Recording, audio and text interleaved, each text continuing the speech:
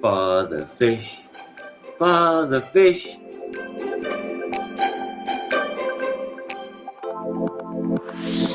The one place to go to if you have Vic, your fish may itch or even flash. So father fish is your one-stop cap. Cap it all with an inch of sand. Cap it all with an inch of sand. Raise the temperature with a helping hand. And add some garlic on top of that sand.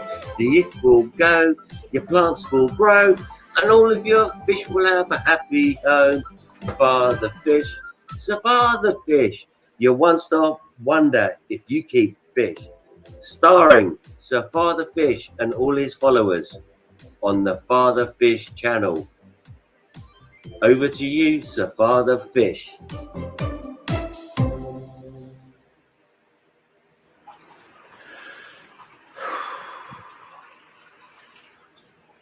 What a night.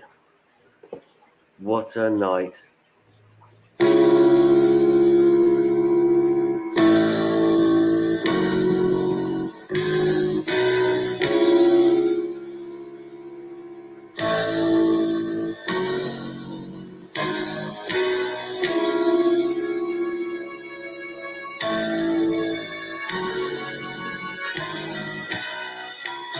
My fish are mad at me.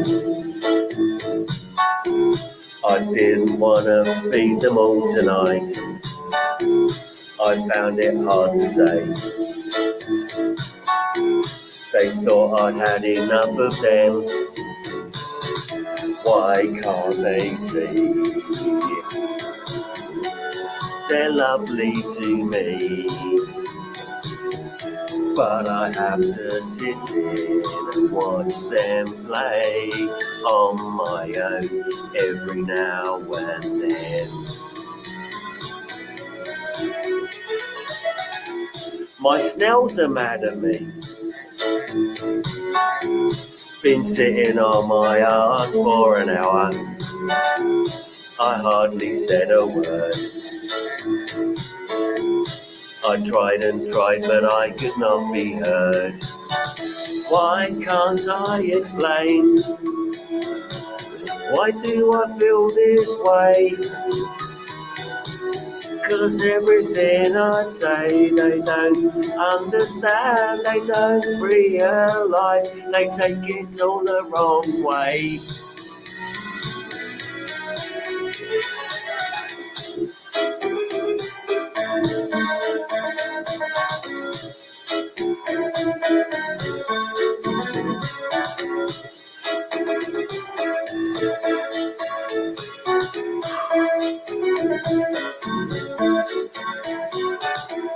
My frogs are mad at me. We argued just the other night. I thought we'd talked it out. We talked and talked until it was out. I thought we'd agreed. I thought they'd understand. But when I try to talk, they say I don't care. They say I'm unaware, and then they say I'm weak.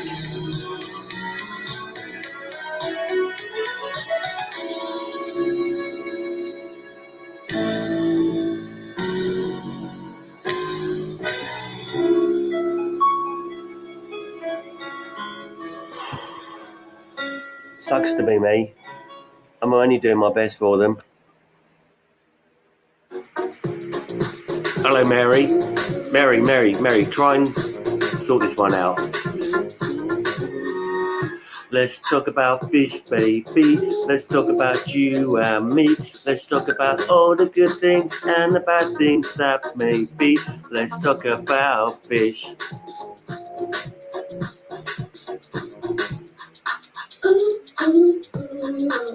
Let's talk about fish, baby. Let's talk about you and me. Let's talk about all the good things and the bad things that can be. Let's talk about fish. Fish. Let's talk about fish. Let's talk about fish.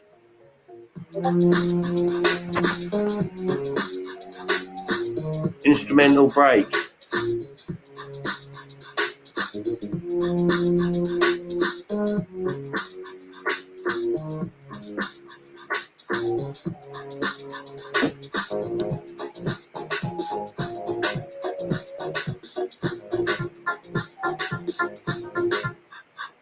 Let's talk about fish, baby. Let's talk about you and me. Let's talk about all the good things and the bad things that may be.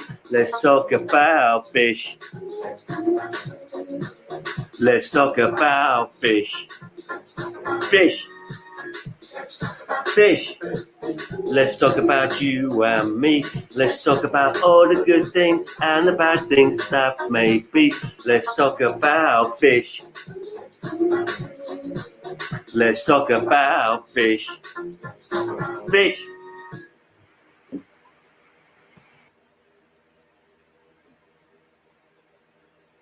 Well, hi. We're starting early tonight. Because I want to start early tonight.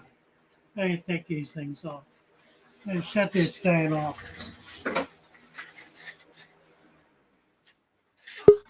Oh, glory. Well, welcome to my fish room.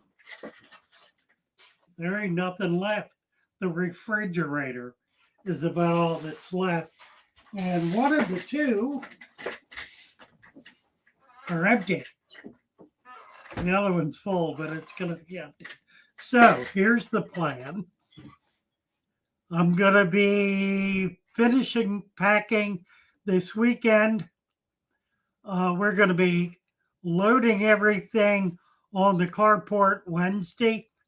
Thursday is our final club meeting. Thursday. And then Friday, we're packing up the truck and on the way up the road. Hello.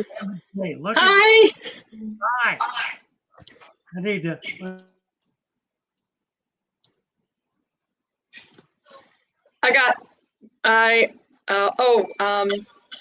Here we go.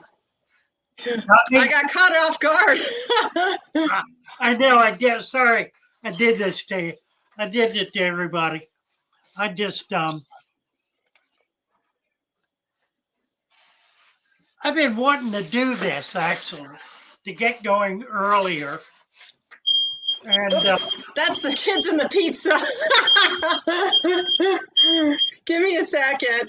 I also fish doing a fish tank. Hey! Sorry.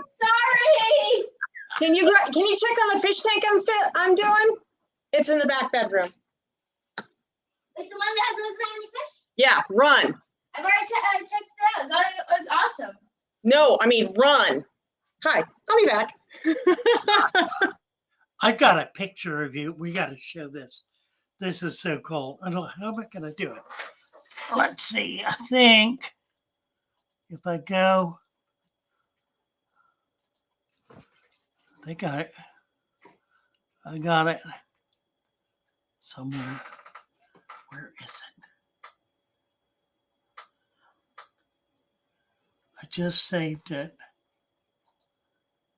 Refresh. See what pops up. That ain't it. That ain't it. I'm not allowed. That's a picture of my granddaughter, which I'm not allowed to show. Where is it? I thought I saved it. I did save it. I can't find it. Oh, Lord, what a day. You're allowed to share the picture. It's all good. Yeah, Hold on. I nearly overfilled the fish tank. I saved it, but it's not on my screen. I don't know what happened. It's really cool. Tell you what, I can do it this way. Let me, it's on Discord. Actually, it's on my private Discord server, which I need to move to the other screen. There it is. All right, we got it. Share. How do I do this now? Right there, like that. Look at that. Look at that. What a kid. That's really way too cool. Let's see. Let me make it bigger. I can make it bigger. This is EJ at her finest. Nice. And I'm back. Oh, crap. I love it. Look, I just sent it to you because I want you to know that this is the real me. Really. It's delightful. Yeah, you have a one. What is that on your head? That's a single lens. Oh, Amazon. What's It's the a power? It's a big, I don't know. It's got a huge battery backup. I charge it like every night. Wow. This baby's bright, and then you can zoom in and out, and it's Oh, I love it. Well, yeah, I mean that's I'm looking at tiny little things all the time, and I'm looking. Put it up to your camera, probably. Yeah. Well, it's not a camera; it's a flashlight. No. Can you put it on your? Can you put it up to your camera? Oh, right there. Probably could. I don't Put the know. eye right on it. If you put the eye on it, I bet you would work. Well, I did order something like that. I could do it up with my do a camera, but I don't know. I haven't figured it out yet. Yeah, me. I just nearly overflowed a fish tank. Does anybody else have that problem where you kind of want to fill it up, and then but you do it slowly, and then it almost then you leave it, and then you come back, and it's water spilling out all over the floor. Almost happened. Has anybody not had that problem? More to the point, let's see if I can get back to YouTube here. I'm gonna do this. Anyway, Right. I don't have a fish room anymore. It's gone. Aw, You but know you've what? got a new fish room coming. I do. Moving next weekend, and once I get up there, I've saved one tank. That's the old 20-year-old tank that's still in place and still has fish in it, and they're going up. It's going up with fish in it. But every other tank is broken down totally, nothing in it. So I'm going to be starting all over again in all of those tanks. And I'll do one at a time, and I'll video each one as we do it. We'll do live streams whenever possible. But I want to get back into this routine of doing these things as we're talking about them. So I think it's going to be, going to be fun. Looking forward to it. See if I can get back online here now. I am bollocked up. Why do you have to text me? I've got kids in the background too. They've become official teenagers. I don't know what to do with them. Hey, She is texting me. bye. Go finish the pizza. Back room. Thank you. My friends are texting me about what's happening Saturday night. I'm so sorry. This is what happens when we start an hour early and I didn't realize. Really? Yeah, we're actually starting half an hour early. Everybody's jumping all over everybody. So I've kind of given up any notion of protocol. And I'm just doing what everybody else is doing. I'm doing what I'm going to do. I do want to respect Lucas because he still wants to respect that. So, and he said just as much last Friday. And, I want to respect him for that. Okay, so we will be off at 9:30. Okay. Okay. Comes up. Not a problem. Yeah, I was kind of figuring on that. An hour just isn't long enough. So that'll give us another half hour. And then next Friday, if all things work together and the stars are in alignment and everybody is on the right track, we will be in a truck going north at 8:30 next Friday evening. If that's true, I will come up. I've got a tablet with me. I'll see if I can set it up so we can get EJ to join us. I'll be on the road too. You will, right? Yeah, my son is legally. My son is Legally blind. he's visually impaired, and he's going to a camp all week, and I have to pick him up literally that day.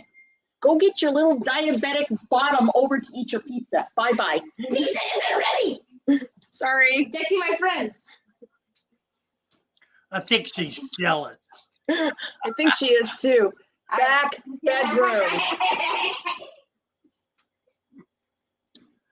They're delightful, delightful. I'll be better prepared next week. I know. They really are. Just really sweet kids. Mm-hmm. Ah, Yes, but we were talking fish, and I'm so sorry. Let's go back to the chat. Hey, Kendi. There's so many wonderful people on here. I'm finding as I'm lurking a little bit more around here and there, I'm seeing some of the same people, and they've all just got some wonderful stories to share and some really unique experiences.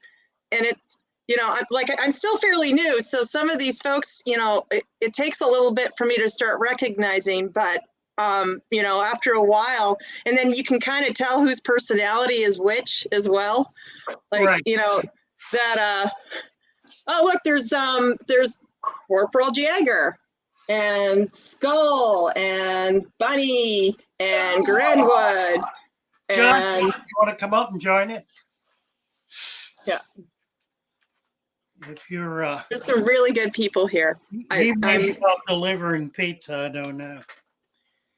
Joshua, if you're home, come on up and join us. 3G, Nice. Jimmy P's, Ken Finn Naticles, Samuel Schultz is asking if those are. Don't make me. It's Pelvicochromis. Thank Yes. you. Yes, they are. Yeah.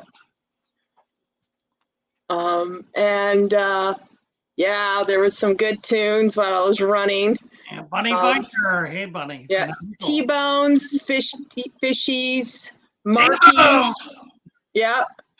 Olivia Marsh, she's new. She's she needs a wrench if she's not subscribed. Yes, got it. Kenny. Hey, Kenneth. Yeah. Atkins Nature Aquariums, Geo Tank Mates.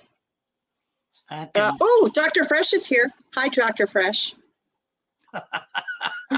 Wonderful. Also known as freshwater ichthyology, but that's a mouthful. Dr. Kimma, yes, Kimma, your plants are in the mail. I sent them off a couple of days ago. I don't know if you saw that, but I sent you. I'm giving away some plants that I have excess, and I've already been able to share my plants with about 4 people now. Oh, Yeah, and these are the ones I've grown, not the ones you sent me. I'm keeping those until I nurture them and love them a little bit more. Explain how that happened. What happened? The channel, the exchange. Oh, on Discord? I don't really remember, but was it because I got in trouble on Facebook so much for offering free stuff? Oh, that could be. Anyway, I don't know. We set up a trade channel on Discord that allows you to do just that, to offer things they don't want anymore and to do trades and so forth. So that's what EJ's been doing. A lot of fun. Yeah, all I want is shipping costs. I don't, really want any money for it. I'm a bit of a plant hoarder. It just breaks my heart to throw out plants, especially ones that are, perfectly healthy or, have the capability of growing into something larger.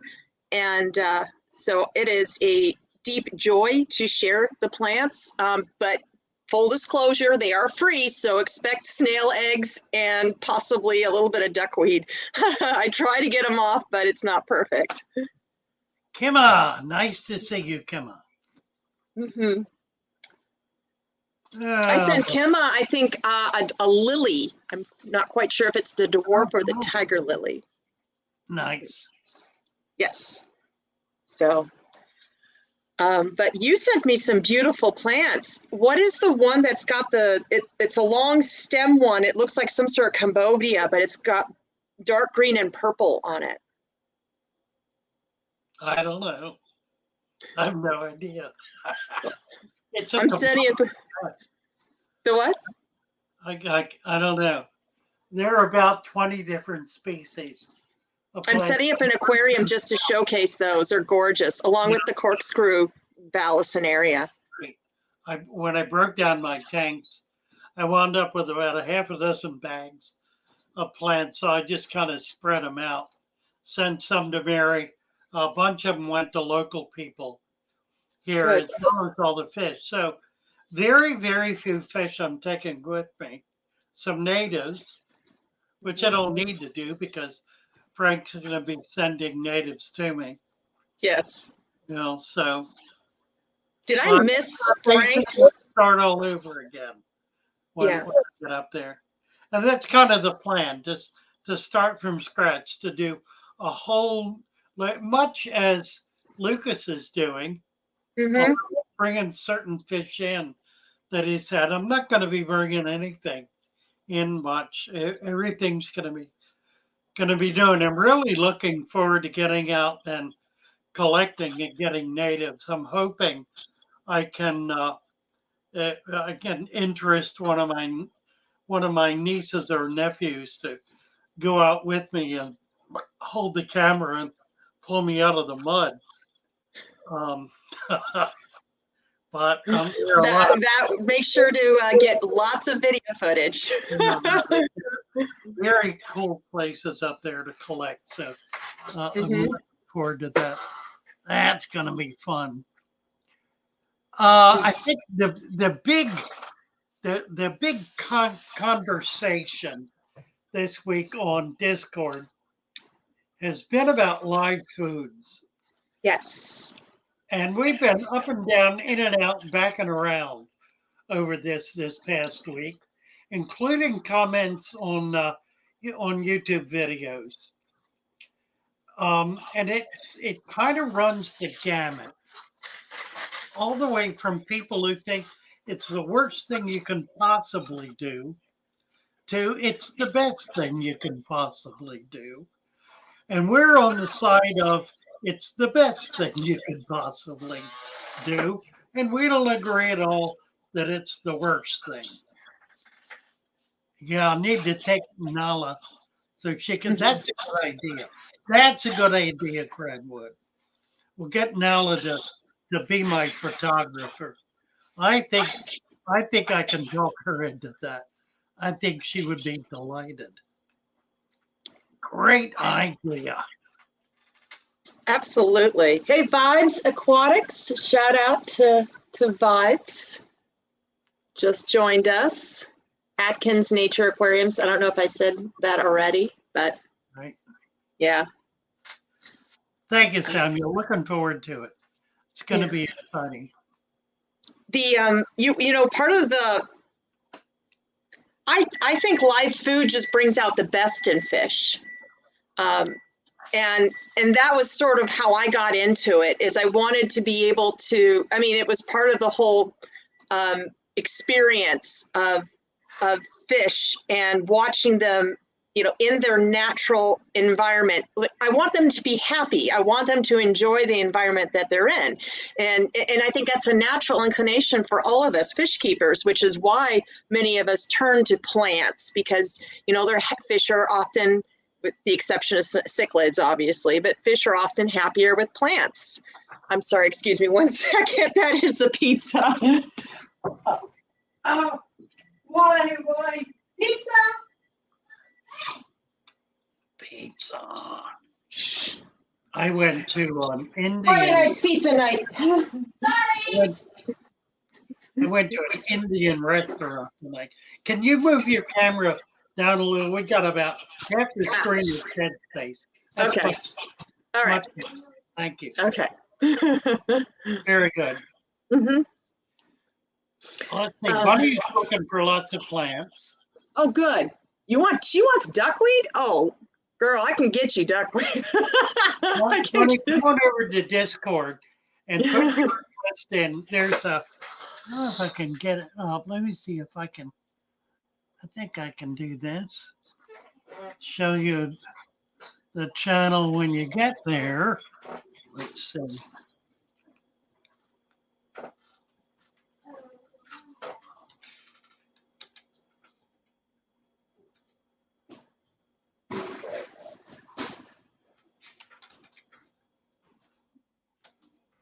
That's a pretty fish.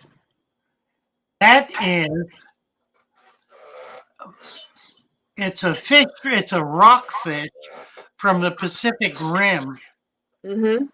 And there's an article associated with it that explains there's a group of fish that change sex. Oh, yeah.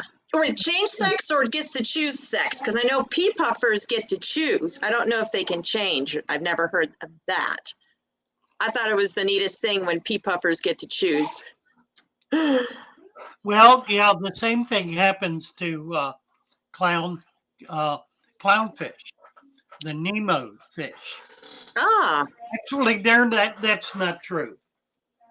They're all born male, but when two of them pair off, the dominant one changes into a female. dominant. Really?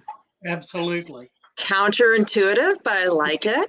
Isn't it? She gets bigger than the male, and she stays a female then for the rest of her life, and they have pair bonded.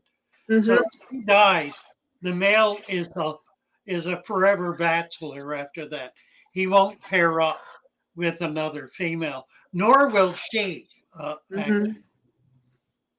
Oh, they mate for life. They mate for life, right? And these guys, it's a whole series of rockfish. There are Mhm. 137 species of them that are. I've got that saved because I want to get back into that article. Here's Yeah. Oh, what- yes. The food web. Yeah. No, it's something different. Oh. Let's see if we can find where is it. I don't want to change the conversation, but Vibes wants to know the best way to package fish for a fish auction.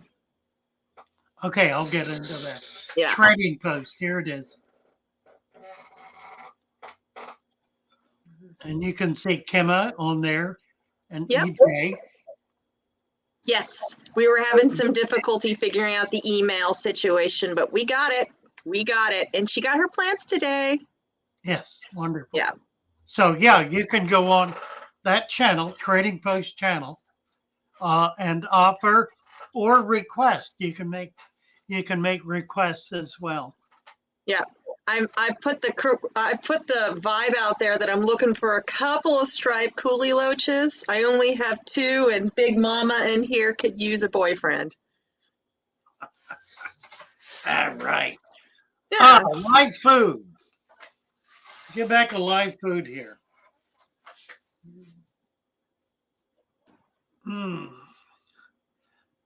The struggle is between those who believe that prepared foods, the most sophisticated prepared foods, provide all of the fundamental nutrients that the aquarium needs in order for the entire aquarium to be able to thrive. And those, on the other hand, who believe that only natural material contain all of those nutrients. So there's the struggle. And there are positives on both sides of that. I think for my purposes, the difficulty with the prepared foods is that if you put an excess amount in the tank, it will foul. Whereas if you put an excess amount of natural nutrients in the form of tree leaves and other humic substance, it will not foul. There is one exception, and that is if you completely fill the tank with green leaves, it will foul. I mean, who would want to do that? But nevertheless, it will. I've got hornwort that's almost completely taken over a tank or two. Well, but that's live and growing. This is true. Leaves are not live, then they're not growing. They're dead. What you want to make sure is that they're also dried out, because you don't want to get that chlorophyll in the tank. You don't want to get the live cellular structure in the tank, because that will foul. That's the same as any other kind of dead organic material, dead organic material, particularly if it is an insectivore material or a mammalian material. Vegetable material typically will not rot in the same way.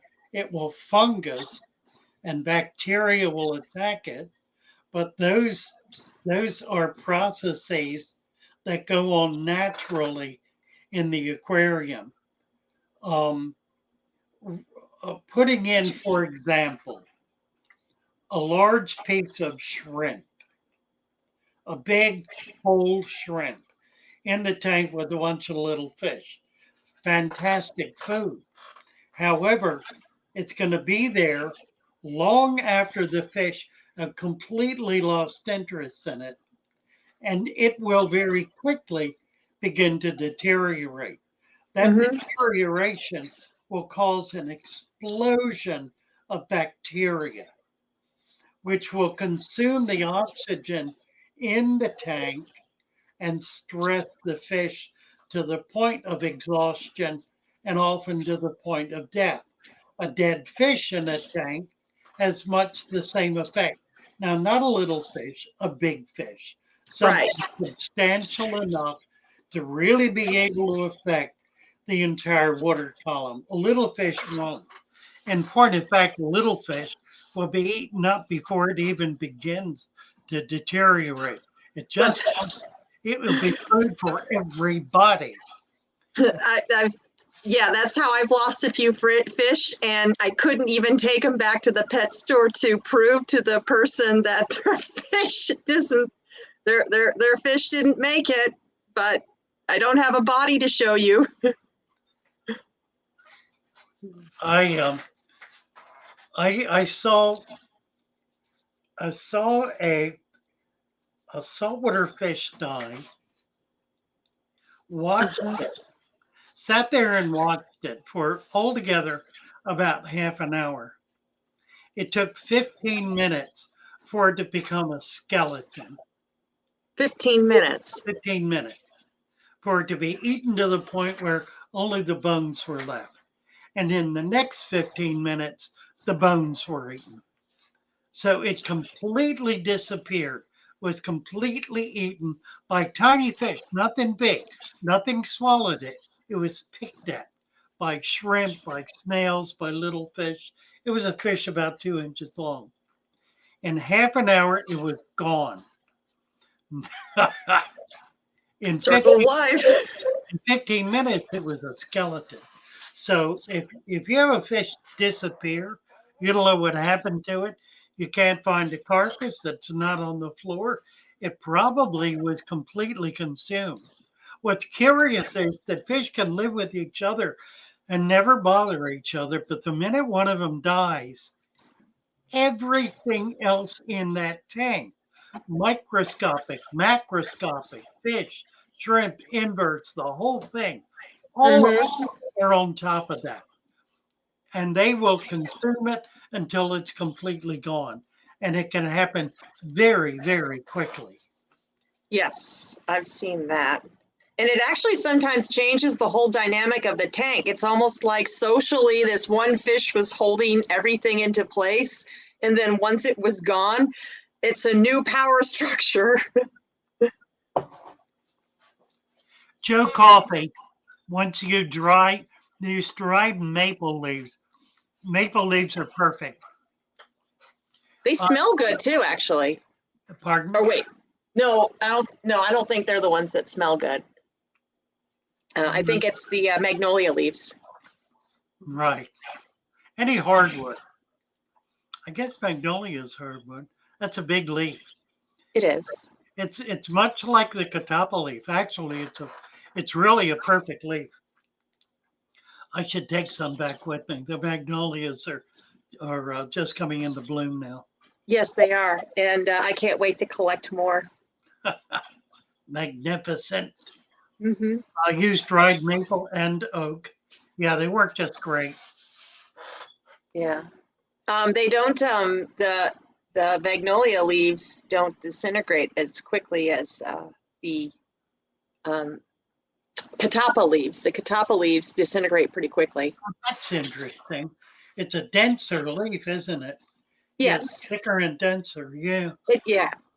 I had mulberry and magnolia leaves soaking in a bucket for a few days. And so that made it sink to the bottom, but it takes a while.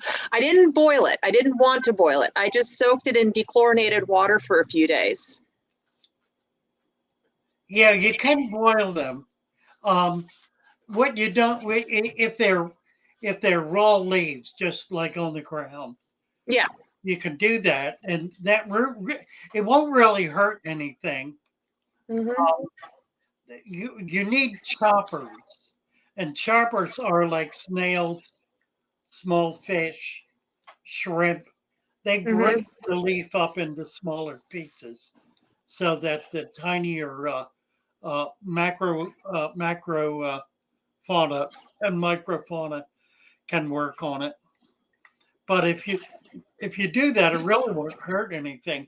It might you don't want to put too much of it in though, because at that point you've got dead rotting material in there.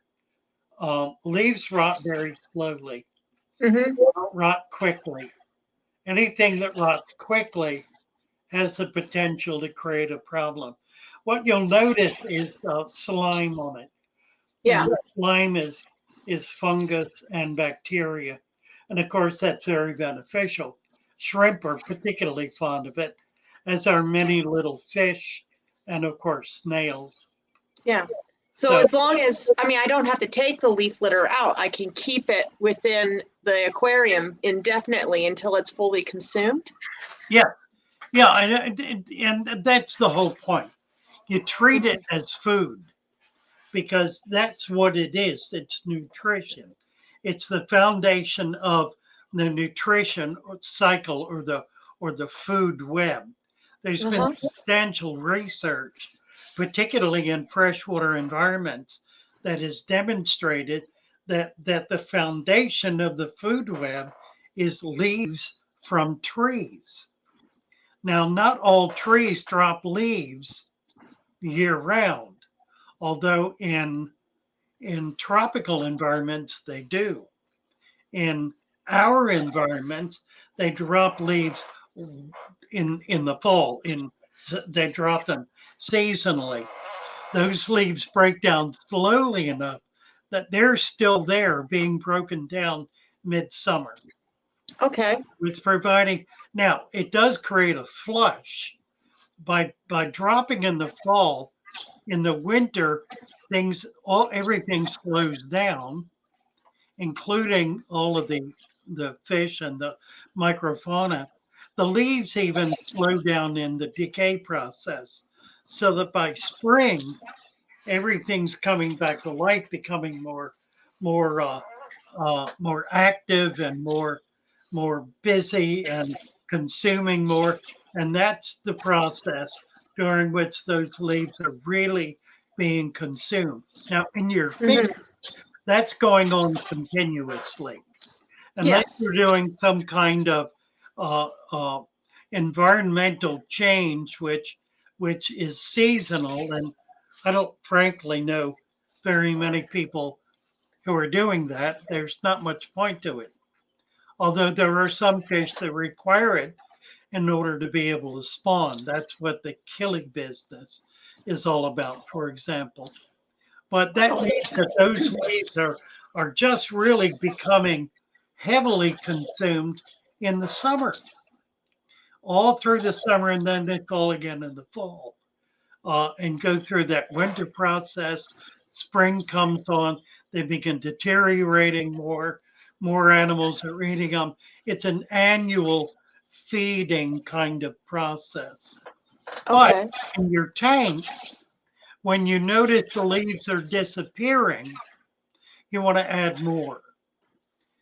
The Yes. leaves, the leaves are the food that you would be putting in your tank if you were feeding a synthetic material, Yeah. a tetramin or something, a flake food. Think of leaves as flake food Oh, and treat them accordingly. Now, they last a lot longer. A leaf will last a matter of weeks in a very active, busy tank. So you're not going to need to put them in every day. But when you see they're deteriorating, they're disappearing, that means they've been consumed. So you want to add more. It's a food. Treat it as a food. Tell you what else is a food. I was treating it like a substrate. Well, and it's not. It's a humic substance. It's not a substrate. As it breaks down and moves into the substrate, it becomes soil. It's the nature of soil. Soil is completely consumed humic material. Yeah. Mixed in with lots of minerals and such. Fanaticals wants to know, will too much leaves raise the nitrates? And actually, I want to know that question too. Yes, of course it will. Oh, but if you've got plants. Plants are consuming nitrates, correct. Now, let's see. Here's the thing about nitrates. Everybody gets panicked about nitrates because all the test kits say if your nitrates are over 50, it's time to be, oh my God, OMG, OMG, OMG. My nitrates are over 50. Oh, what shall we do? I can't get my nitrates over 50. My plants eat up too much. I have had nitrates at 500. What? 500.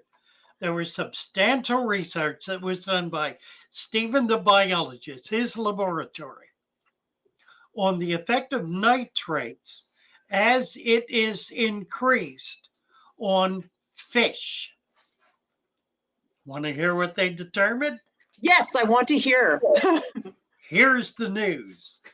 When it hit 250, there was some minimal but detectable effect on some species. Didn't affect their ability to spawn, to thrive, to be healthy at 250. At 350, there were some fish that began to stress. Not many, mind you.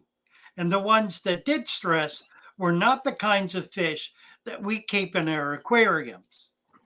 They were fish that live in environments where there is virtually no detritus, or rather no humic material. Like fast flowing rivers? Like fast flowing rivers, yeah. Okay. At 450, there began to be visible effects. At 500, some fish began to stress severely. So unless your nitrates are over 250, they need be of no concern whatsoever. Oh, I had a question. Then how come we have this like, oh no, nitrates are bad? It sells product. Okay. It sells test kits. It sells denitrification materials. It sells products. That's the only reason. There is no other reason. Okay. Oh yeah, I know what I wanted to ask you. What was your you said what was the research on this? Like, what is the source that you were referring to? Because I don't want people to think that you're just BSing it. You aren't BSing it, but what was the research that was conducted? Stephen, the biologist, worked for a national laboratory in Virginia. Okay. The name of which I'm not allowed to put out there.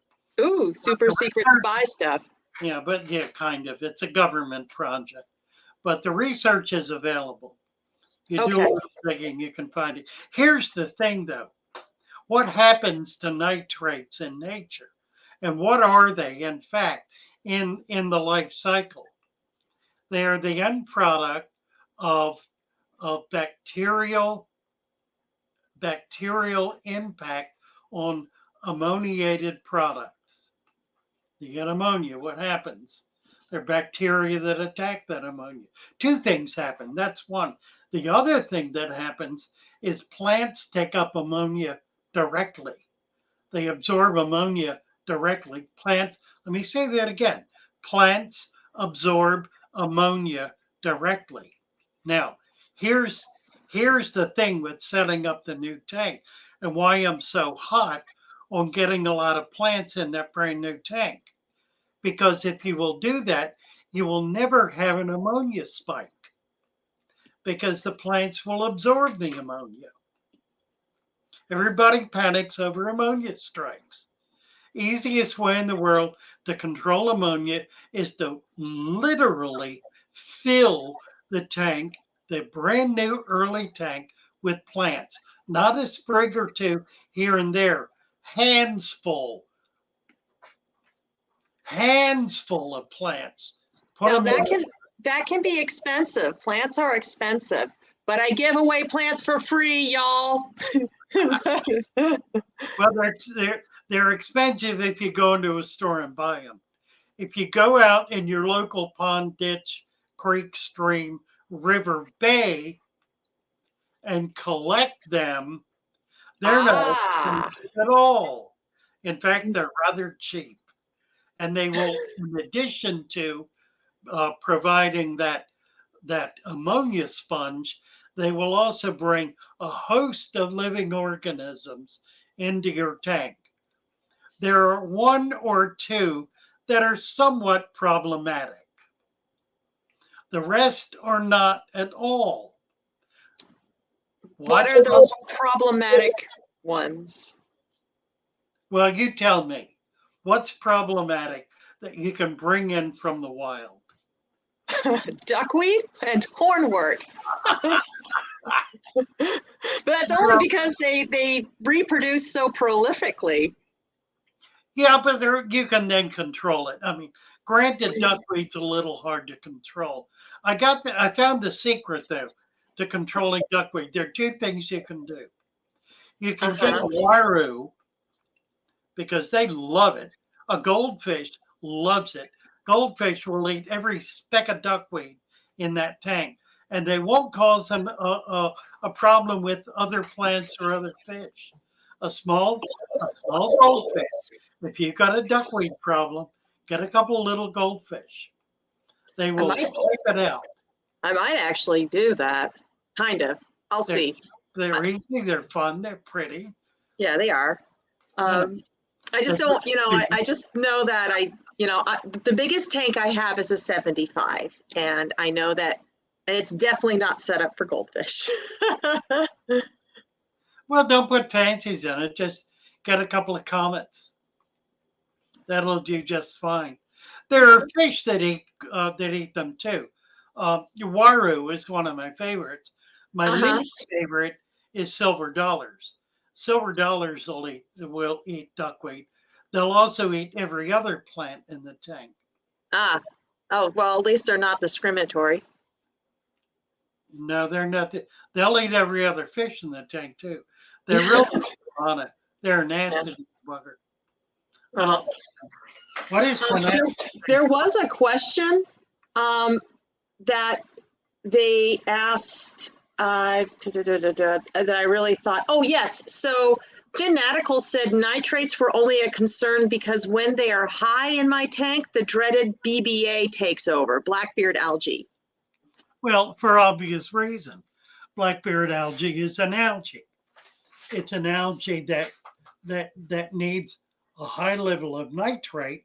It absorbs a lot of nitrates in order to survive. So by having it in there, it's giving you control over that nitrate level as it climbs. In time, it will die out because it will control the nitrate level. Blackbeard algae. Algae is your bestie, after all. I've never had to deal with blackbeard. I've had to deal with staghorn or hair algae. And oh God, cyanobacteria. First time experienced it like a couple of weeks ago on a bowl that I set up. It was awful. I managed to save the hardscape and the plants on the hardscape, but it was, yeah, I had to start over. Yeah, and it's the same issue, really. It occurs when nitrates. It's a way in which the natural system is controlling the balance. Mm-hmm. It's a nitrate and phosphate balance that's being controlled. So, and Yes. it's one that kind of comes at the very, very late in the cycle when the level has gone pretty high. Yeah, this was a bowl that I put way too much nutrients into. It was, and I know we talked about this about, oh God, I want to say 2 months ago. It's all starting to run together. But we talked about this not too long ago. One of the first conversations we had when I started doing this with you on Friday, that if you overdo it on the soil and the soil nutrients and the fertilizers, that it will, and you don't have enough of a sand cap, it will completely destroy the tank. And I had that. I got my experience of it. Fortunately, I didn't have any fish in there. I was just watching it. I'd put snails and scuds and blackworms and paramecium and microfauna, and they were doing okay. But after a while, it started to smell, and I realized that there's a real problem or an imbalance in the tank, and I was able to address it relatively quickly. Can you hear me okay? Yeah, I'm just looking at the number of people who are in the chat. Oh, tried oak leaves. How to get rid of Zebra Pleco fans wants to know how to get rid of lime scale, but there was one of what does it look like when somebody panics over ammonia? That's Joe Coffey. I'm sorry, I'm just working on looking what this chat says. Let me deal with the lime scale. Yeah. The problem with lime scale, it gets above the water level and on the outside of the tank. You primarily see it on the outside of the tank. If it sits there long enough, and by long enough, I mean years, it will etch the glass. Now we posted a video that came out of a chat we had a few weeks ago about just that and what to do about it. And AJ brought a little product up that she had used to get rid of cesium oxide. Right. Selenium oxide, which with a buffing agent, or a buffer rather, will get rid of micro scratches, which is in effect what lime scale etching is. It's superficial, but it clouds the glass. That can be buffed out. You can remove that. Early on, in its earliest stages, it's simply an incrustation, and you can get it off with a razor blade, or even with some kind of a scrubbing agent. I like to use the plastic scrubbies as opposed to and anything metallic. A metallic scrubby will scratch the glass. The plastic ones will not, and they work perfectly effectively. Incidentally, the microfiber cloths do a great job of polishing glass. They get all of that film off that is somehow so hard to get rid of, but they do a good job with just slightly damp, slightly that once it passes through, it dries right away. Let's see. The other question about Yeah. about the ammonia question.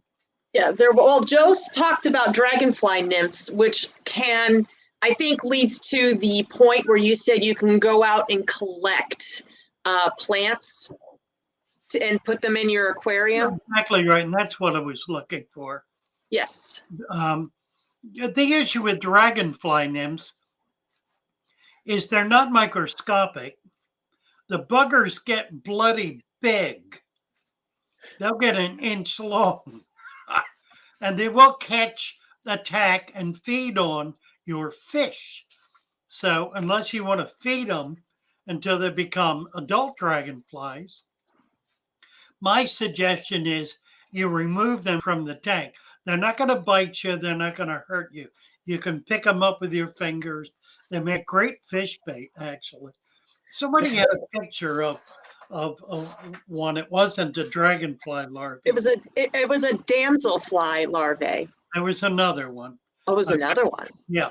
The other one was, it looks like a caterpillar. It's a hilgramite, which is the larvae of something I can't remember what. But they get quite big, and they are fabulous fish food. They're usually big brook trout. So yeah, you can get those kinds of things. There aren't many of them that are a problem. And those that are become big enough and visible enough, you can take them out. And what they're feeding on when they're smaller is macrofauna, which you're not particularly aware of. That would be like Daphne and such stuff. They get bigger, maybe through an inch long, and they'll start attacking small fish. At that point, you can see them. It's pretty obvious. You're not going to miss them. So that's a downside potentially. The other one is something EJ's been through just recently. Oh, yes. You want to talk about that? Oh, yeah. I don't know how it happened. I suspect it might have been in the leaf litter, but I got Hydra in my main Daphnia tank. And not only is it in my main Daphnia tank, it's also on several of my sponge filters too. So that's problematic. It obviously it wiped out my Daphnia, but I had about 4 other shoe boxes. You call them shoe boxes. They're basically 6-quart rectangular boxes with nice flat surface area. Those are my backup Daphnia cultures. So I still have those, and they're doing fine, and they don't have any filtration in them, and so they're fine. But my 10-gallon tank turned green. So no Daphnia, all of a sudden green water exploded, and there's tiny little Hydra all over the place. Do you want me to show you, actually? Sure. Okay, so I'm going to jump off of StreamYard and get on my phone, and so that way I can be mobile, okay? So I don't know how to do this. You bet. Oh, yeah, leaf. I had a problem with Hydra when I was culturing. I was culturing brine shrimp and feeding them to a baby fish. I think bettas. Yes, I was feeding baby brine shrimp to baby bettas, and I got Hydra, and the Hydra, of course, were thrilled because they not only had a continuing source of brine shrimp, they got big enough to eat the baby bettas. So that was not a happy occasion. Okay. So this was my main Daphnia tank. Water turned green. I put some leaf mulch. I put that in afterwards. But I had some leaf mulch, and I think that's where they came in on. Can you hear me okay? Yep, just fine. Okay, good. And then the hornwort grew out of control, and there's blackworms in there. So what I ended up doing is, where's the Hydra? There's less because, well, I had a beta in there to try to eat them, and he didn't really do it. So I put a couple of white cloud mountain minnows that I received from a very fine gentleman who is leaving Florida. And now I don't seem to have any Hydra. Oh, here's some on the glass. Here we go. But they are disappearing. They are disappearing. So apparently the white clouds are doing their job.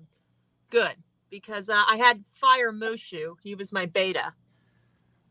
So I put him into a different container, and then Yeah, Joe Coffey's making the same point. He used guppies, which they're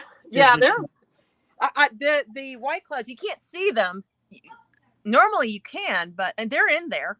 They're pretty fish too. Yeah, they're golden. Yeah. You'd think I'd be able to see them. Here we go. Hello. Here's one. Hey, you're my favorite. Oh, look, there's a scud. You know what? You may well get babies in there. Are they male and female? I don't know. That one looked like a female. Well, they're all bloated. I haven't fed them. I didn't need to. They may be all females, and I don't know. Well, I don't know. I mean, frankly, if I put them in a natural ecosystem, they all get really round. Right. I can't imagine why. They have a continuous source of food. Right. Scoutscaper, yes. I'm moving to Maryland, Scouts, to Salisbury, which is near Ocean City, Maryland. So next weekend, we're going to be hitting the road and making our way north. I've been in Florida for 30 years. I think it's long enough. I feel like Moses going back to Egypt. I do indeed feel exactly that way. And you'll learn why in time. One of my backup Daphnia cultures. Excellent. They're fried. Look at them all. Look at them all. Look at them in the corner. Them some green water. Buzzing about. Absolutely. Yeah, I'm all paranoid now about any of my green water. So I just got a 100% silk tie from Salvation Army. I'm going to tear that apart. Oh, here's the aquarium that I nearly overfilled today. Red laser, yes. Leaves off the ground. Never collect leaves off a tree unless you're going to let them dry out for 6 months. Do not use leaves on a tree.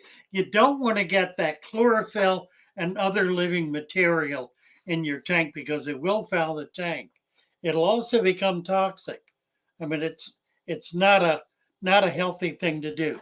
You want dried leaves, preferably leaves that have been sitting in water, in a natural body of water for a few months at least. Yeah. So I took your advice the other day, and I picked. Oh, and there was some Hydra in here. They just sort of appeared, and then I put a little blue fin killifish in there. And they're the beta fish in there, his name is Cerberus. And that about this. I was at a local fish store today, and it kind of fell in my cart. So look at that. Yeah. Kind of fell. It just sort of. I don't know what happened. It you know, kind of this fish sort of fell in my cart. Needed a new home. And the first thing he did was start eating Hydra as soon as I put him in here. So I think I might have to call him Dragon or Hercules. But anyways. Surprise. Nice. Yeah. Anyway, that's a side note. But yeah, I took your advice and I went to Salvation Army and I got the most amazing strainer. Look at that. It's about to get torn apart. I mean, this is like $100 tie I got for $1 at Salvation Army. And I'm about to, it's still white. Yeah, and I'm about to tear it apart and turn it into my green water white strainer. tie, no less. Yeah, of course. That's, of course. yeah, I $100 tie. That's a Yeah. tuxedo tie. Great. Yeah, tie. I wanted to have a light colored tie because that way I can see all the things that I strain out. You're so good. Excellent. Excellent. And I'm looking at this tie going, oh, I'm pretty sure the whoever Canali is from 1934 is rolling in his grave over what I put. Yeah. All right. I'm yeah, that was. I'm gonna go back to the All right. All right. Oh, what else? ABC. Hello, ABC. Melted butter. Hello, hello. Liberty Bell cichlids. Goodness sakes. And there's Craig. Hi, Craig. Red Laser. What a crew. A white frog. What is this? Oh, white stray frog. Oh, nice. Oh, nice. Great frog. The white stray frog. They get pretty good size. That's not a little frog. That's a frog that gets fairly substantial. But it's really a nice frog. I've had a bunch of them I had some in my atrium. They were able to get in a little pond I had in there. They lived in there for years. It was really quite nice. Here she is. Hi. Back. Let's see. Zebra Pleco fans wants to know, EJ, are you using Uniclife 7 watt 16 Elman commercial air pump, 4 outlets, manifold, quiet oxygen aerator, pump for aquarium pond? Oh, the aquarium pump? Oh. Hold on 1 second. My daughter needs insulin to live. Hi. Check, honey, in there. Check. Good. Yeah. Sorry, insulin life, keeping a child alive trumps live stream. Sorry. Go for it. Go for it. Yeah. If you're talking about the air pumps, I have 3 of them. I kind of ordered them off of Amazon. You can get 4 at a time and they're really, really quiet. ABC says, EJ, I have that exact tie. It's $117. Is that with or without inflation? Right. It's probably 250 by now. Probably. Amazing. Yeah. I'm so sorry. I have to make sure my kid lives. Go for it. Keep talking. Go. Do what you need to do. Scouse.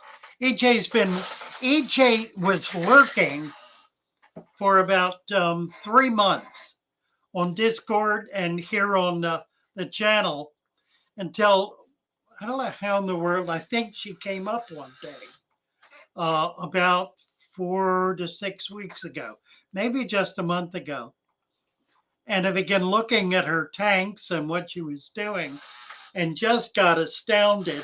She started fish keeping in November, discovered fatherfish around January, and was just barreling through everything.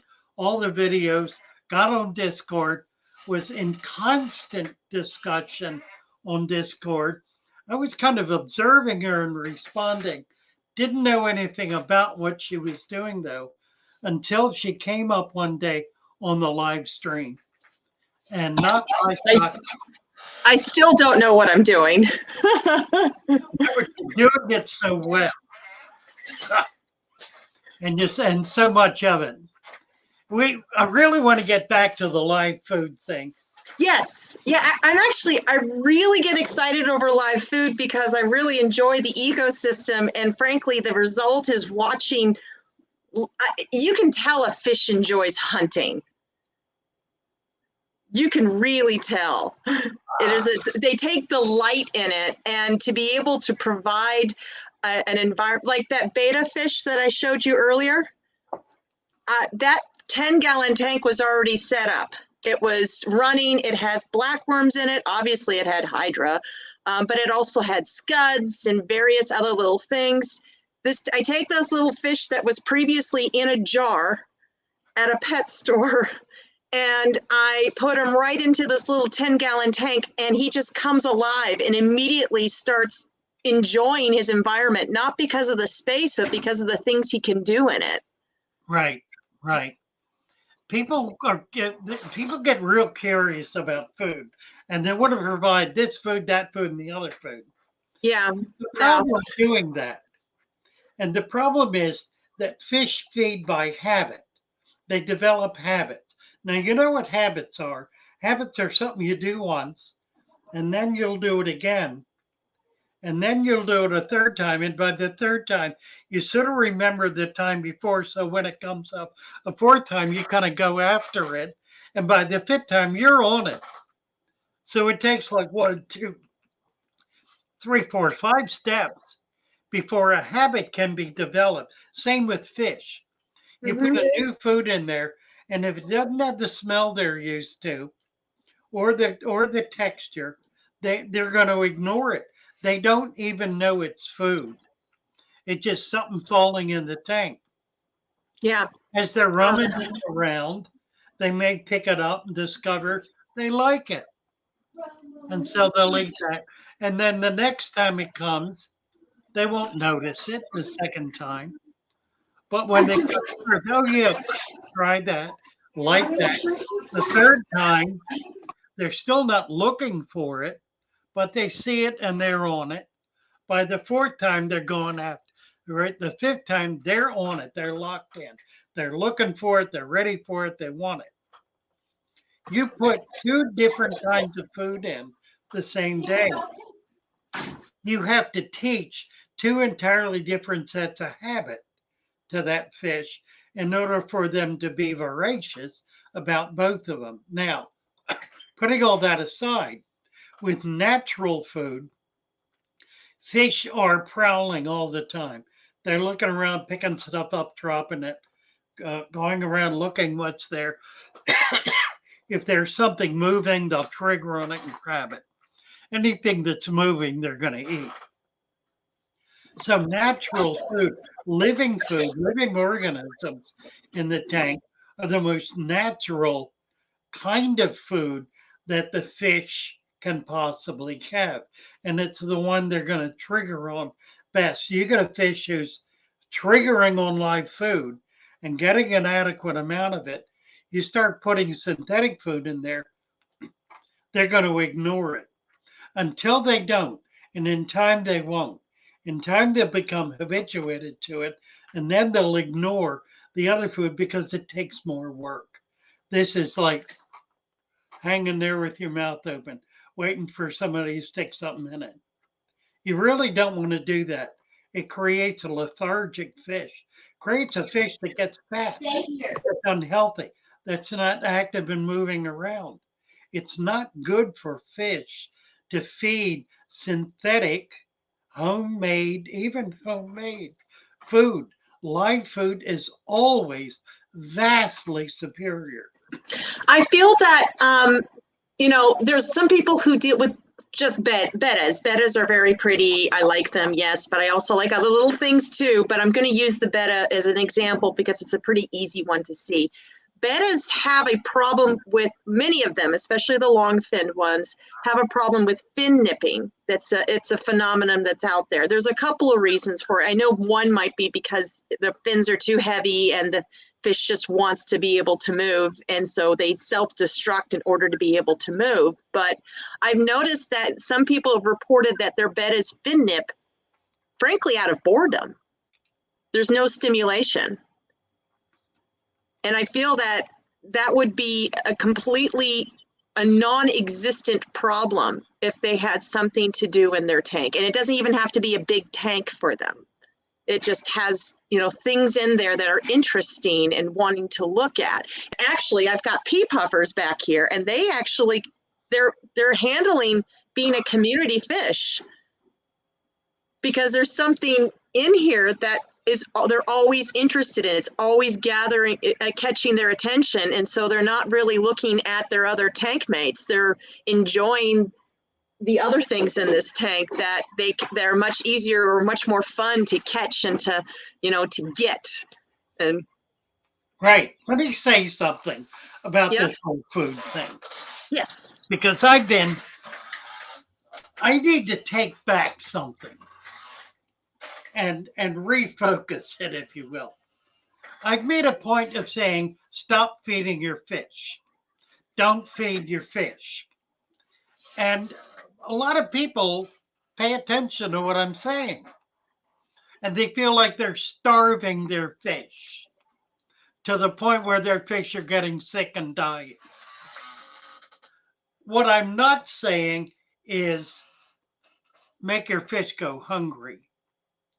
When I talk about feeding your fish, what I have been talking about is the synthetic foods, the canned foods. You want to use as little of that as you possibly can. If you can get away with using none of it, you'll be that much better off. What you do want to do is provide feeding opportunities for your fish. Now, you do that by creating an environment in which the natural food, and we're talking about little fish here. We're not talking about foot-long cichlids.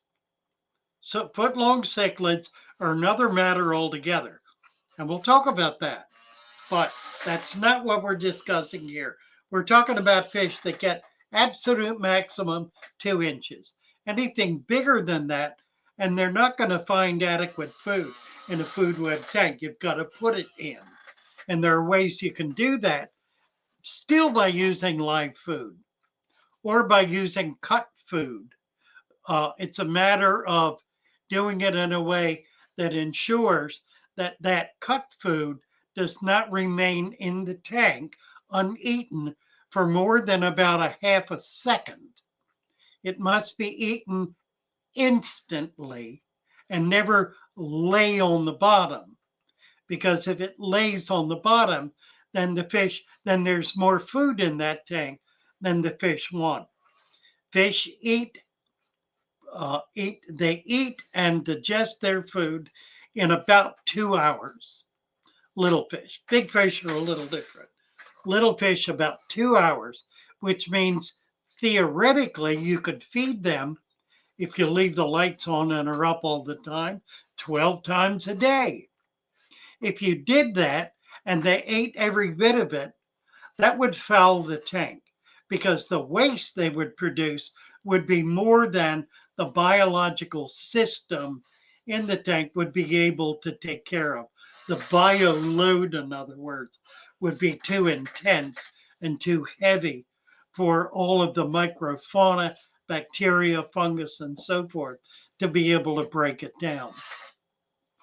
So by feeding live food, that food that's in the tank is itself consuming other material until it gets eaten.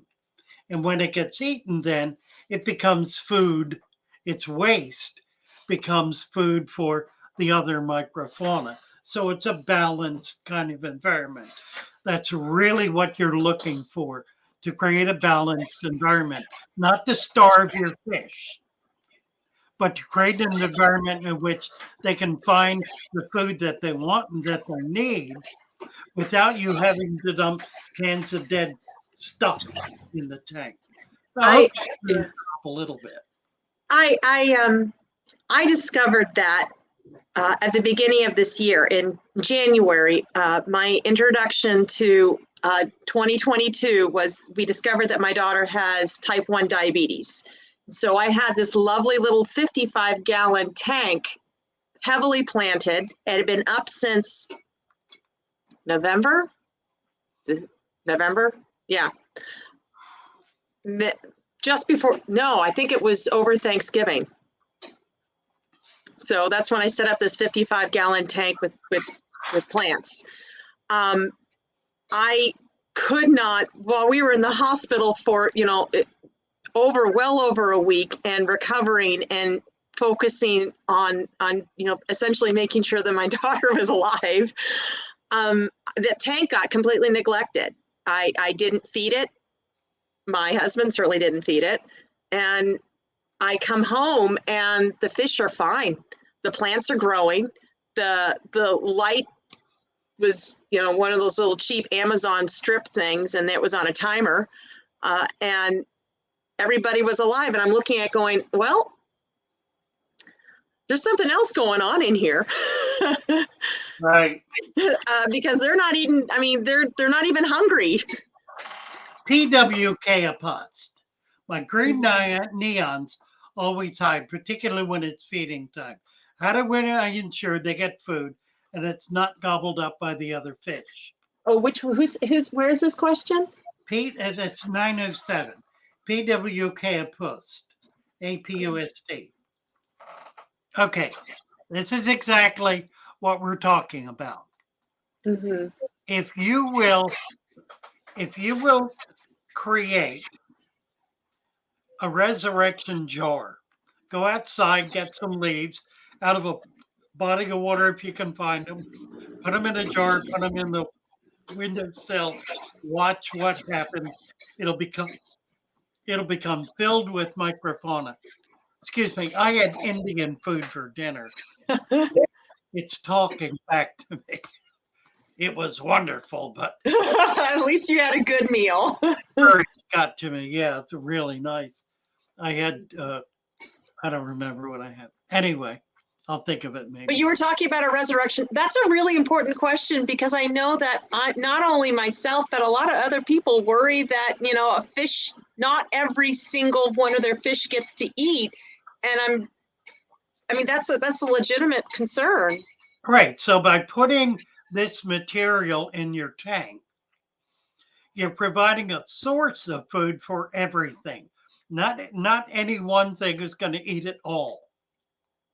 You're going to have more food in there than can be eaten by everything in the tank. That's the whole idea of the food web, to create material of a prey, if you will, material that is so rich that there will always be food in the tank. Do you hear that? Do you understand what I'm saying? You cannot do that with prepared food because it will foul the tank. You very much can do that with live food because it will enhance the life force, the food web, the entire environment that's growing and developing in that aquarium. So by adding leaf mulch, what you're adding is not just the nutrition of the leaves, but all of the animals that are living on it, and giving them a new environment to grow and thrive in. All of your little tiny fish are going to be looking for them. That's what they eat naturally. That is their natural food. That's what they survive on in nature. Provide for them in your tank what nature provides for them, and they will be as happy and healthy as they can possibly be. Yeah. An example of that is my autosynclus. So I don't always see my autosync, somebody was saying that they couldn't get their autosynclus to eat algae wafers, and that they didn't, I know, shocker, right? These are wild caught fish that go through cyanide poisoning. But they, I don't always see my autosynclus eating, but what I do see is I see their little bellies when they're on the glass, their little bellies are bursting. And I have these autosynclus in the 75, and they're the fattest. I don't really feed them. Like I throw in, well, that's not true. I throw in a lot of vegetables, but there's a lot of algae eaters in there. And I see the Amano shrimp bowling, trying to take over. I see the Pandagara. I've got the Siamese algae eater. I've got tons of shrimp, and don't even get me started on the snails. So and there's Borneo butterfly loaches as well. So I don't always see the autosynclus as being able to get in to the vegetables. But then I take a look at their little bellies later, and I've never seen them so big. Like, these are huge. Even when I've kept autosynclus in the past, I mean, they are just thriving in the 75 gallon. I don't always see them eat. It looks like they're going to get, it looks at face value that that other algae eaters kind of push them out of the way. But these, somehow they're getting their food because they're huge. You're feeding scalded vegetables. I am. Sometimes, just for fun. What kind? Oh, zucchini, cucumber, sweet potato, eggplant. I blanched mustard greens. That was a big hit. Big hit. My Pandagara went nuts. So, now these are vegetarians. yes. There are many fish that are omnivorous. They'll eat both. Yes. And you do need to have some soft vegetable matter in there. And the best way to do that is to blanch some vegetables. Yeah, that's just small amounts in. They're not going to foul anything. They can sit there all day, and they may grow a little fungus on them, but they're not going to foul the tank. Oh, they consume. I mean, there is enough life in my tanks that even if it's there is enough life in my tanks that they consume. Those vegetables are gone, like gone, in a matter of 24 hours or less in some cases. And like I even put with my scarlet, my scarlet Batis breeding trio. This is new, and they are breeding. I just haven't seen fry yet. So, but I have some blue dream shrimp in there as well. Very, very tiny shrimp. And I put in a thing of boiled zucchini, and I can't, no, it wasn't zucchini. It was the mustard green. It disappeared, and it wasn't, and there aren't that much shrimp in there, and there's mulm in there. They just, I don't know. It's just, they love the veggies. That's what I put in my tanks. It's either the boiled veggies, live or frozen, mostly live. Frozen is backup. And, well, I guess now leaf litter. Their shrimp might eat the Batis eggs. The blue dream shrimp? Yep. Oh, dang it. See, I didn't know that. Yeah, just keep an eye on it. That might very well happen. It's a very thick vegetation, though, like really, really thick. Yeah, it's a good chance, though.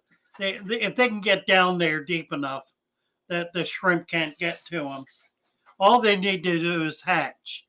Okay. Once they hatch, the shrimp aren't going to get them. All right, what are we doing here? It is... Puckup Puss says my autos are fat. Yeah. Oh man, there's so many comments. I'm sorry, I'm not keeping up with everything. Oh, Craig says he's got 200 betas available in Australia. Well, hey, mate, I can't afford the shipping price. But I'm sure there's people in Australia who will love what you have. You bet. Kevin says he loves feeding blackworms. So I bought a quart. I want to say about, I don't know. I bought 4 ounces. I bought 4 ounces of blackworms when I realized that I wanted to try to do the whole live food thing. And this is just like literally weeks before there became a universal blackworm shortage. Do you remember when all of a sudden you couldn't find blackworms anymore? Sure. Yeah. When was that? It was about a year ago, last summer. Oh, last summer? Oh, no. There was Oh, well, they come in and out in Houston, and there was at one point I couldn't get blackworms, and then I could get blackworms, but I decided at that point I bought 4 ounces and I threw them into 3 separate tanks and thought I'd just try to culture them. And now I don't know what happened. I have so many blackworms. I way more than 4 ounces because I keep feeding them, and people, fish keep eating them, but they just keep appearing everywhere. They keep appearing in tanks that I didn't mean to put them in. Nice. Yeah, I think maybe they come in on plants now. I take plants from one tank to another tank. Right. Yeah, I have a lot of blackworms and I love it. And they're in the tank in many cases. So when I add a fish, I don't even have to feed them. There's plenty of blackworms in there and it'll keep them happy forever. Lovely. All right, guys. Come on over to Discord. Continue this conversation with us there. We're going to be here for about 2 more minutes. And then we're going to make way for Lucas. I'm trying to get hold of Lucas. I need to talk to him before I leave the area. He's been wanting to get down to the Venice Club, and I want to make sure that we have an invitation for him to do that. And I just need to chat with him about. He came into Florida finally, so we could get together. We haven't done that yet, and now I'm leaving. So it's all rather sad. It is. It's bittersweet. I know. Mm-hmm. All right, Mermaids Chorus. Hey, Mermaids Chorus. Deborah Shear. What do you feed the blackworms? EJ? Well, they eat a lot of the detritus. And I noticed though, first I tried to feed them fish flakes because I was like, well, I have all these fish flakes that I'm never going to use. So maybe I'll just feed them to these worms. And it was gross. It dirtied up the tank. They never even ate it. It was gross. And these bacteria slime. Yeah, it wasn't. And I wasn't getting very healthy worms. Right. Like they were all like thin and spindly, and they kept and they didn't look. They kind of got those rings on them, and they would like break apart easily. Right. So I have these worms in my Daphnia tank. And in my Daphnia tank, there's also scuds. So I was throwing in veggies. And so boiled cucumbers, boiled vegetables, and the worms that were in there were coming out big and fat and really red, like that robust color. And I'm looking at it going, wait a minute. And I'm not even feeding those worms. Not really. The veggies were culturing a bacteria slime. I throw in. Yeah. I know that we were back there, but at one point I had the camera. If you look back on this live stream, guys, I had the camera on my blackworm culture. There's these cucumbers I have in there, and the middle is completely eaten out, and there's these blackworms bursting out of this cucumber. Nice. Yeah. So, and they turn fat overnight. Keep in mind, they are not eating the cucumber. They are eating that which is eating the cucumber, and that which is eating the cucumber is bacteria and fungi. Oh, okay. Well, they eat it really quick. They're eating that micromaterial. Yeah. Well, there's also snails in there, and there's also scuds. So they're eating the vegetable matter. But what I found really interesting is that the worms were all over the vegetable matter. Oh, so yeah. I guess, yeah. Well, that's where the culture is growing. Yeah, and they like leaf litter too. Yep, same thing. Mm-hmm. Same thing. That's right. All right, guys, we're good. We're going to say goodnight now. Yes. Because it's been a delight as ever. It is. You all. You bet. Thanks for working with me in my ever entertaining household. Well, here's mine. My fish room. This is my fish room. Is that 20-year-old tank in there? No, it's outside in the dark. Okay. We'll look at that later.